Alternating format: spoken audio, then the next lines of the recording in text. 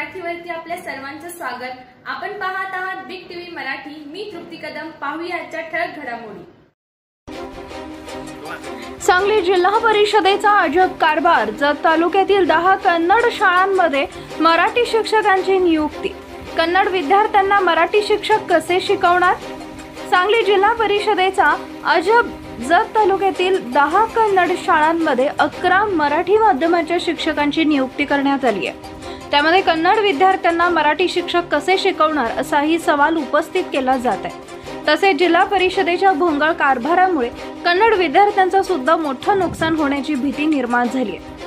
त्यामुळे शिक्षकांच्या नियुक्ती रद्द करण्याची मागणी आमदार विक्रमसिंह सावंत यांनी केली आहे। सांगली जिल्हा परिषदेचा हा भोंगळ कारभार सध्या समोर आल्याचं पाहायला मिळत आहे। सांगलीच्या जत तालुक्यातील कर्नाटक सीमेवरती तब्बल 132 या कन्नड शाळेत आणि तालुक्यातील शिक्षकांची पवित्र पोर्टल भरती करण्यात आली होती।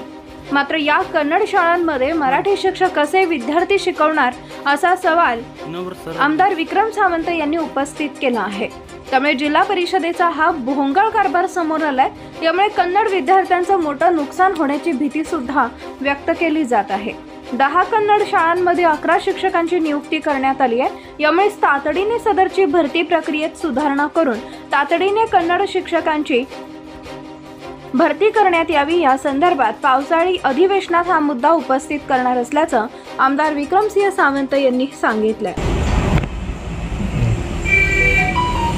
महाराष्ट्र शासनाच्या वतीनं शिक्षण विभागाच्या माध्यमातून जे पवित्र पोर्टलच्या माध्यमातून जी शिक्षक भरती झाली, या माध्यमातून परत एकदा महाराष्ट्र शासनाचा शिक्षण विभागाचा भोंगळ कारभार या ठिकाणी समोर आलेला दिसतोय। आज जत तालुक्यात भौगोलिक परिस्थिती मोठ्या प्रमाणावर असताना देखील या तालुक्यात एकूण जिल्हा परिषदेच्या शाळा, मराठी असू दे, उर्दू असू दे, कन्नड असू दे, अशा साधारणतः 435 शाळा आणि या 435 शाळांमध्ये आजही 351 शिक्षक आज कमी आहे आणि या शिक्षकांची भरती तातडीनं राज्य शासनानं करावी।